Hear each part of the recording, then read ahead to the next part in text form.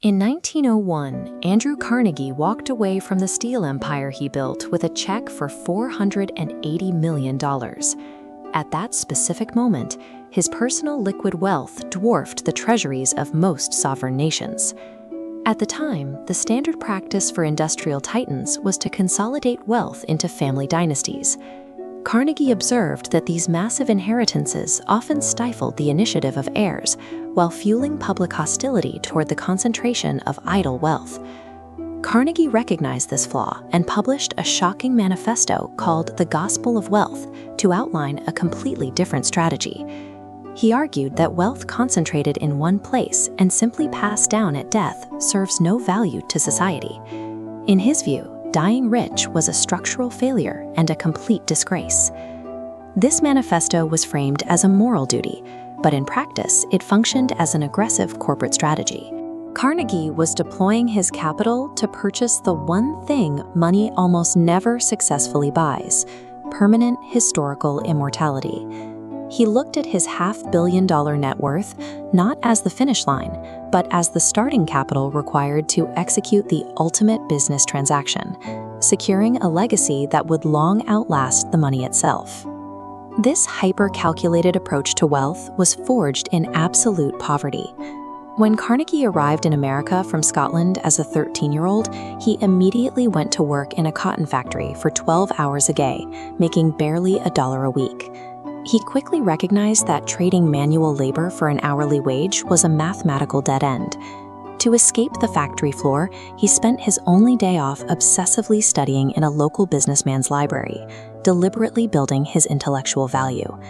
That self-education landed him a job as a telegraph operator, where he learned his first real rule of business.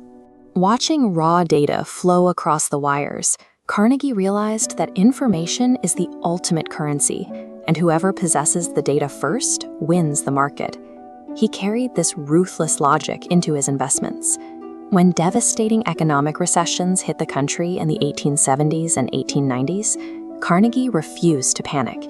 He treated market crashes as massive discount sales, systematically absorbing struggling competitors for pennies on the dollar. This is a historical illustration showing a 20-ton Bessemer converter. Carnegie relied heavily on this exact cutting-edge industrial process to mass-produce stronger steel.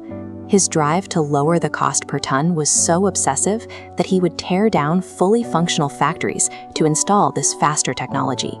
He was equally methodical about corporate branding.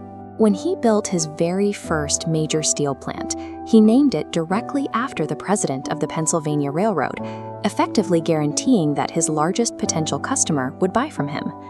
Every single move he made in the industrial sector, from cornering information networks to weaponizing naming rights, was a strict calculation of return on investment. And he was about to run that exact same playbook on his own historical legacy.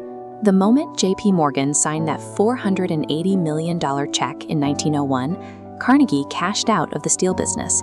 He took the brutal industrial efficiency he had spent a lifetime perfecting and immediately aimed it at giving all of his money away. His approach to philanthropy had strict structural rules. He refused to hand out liquid cash to individuals.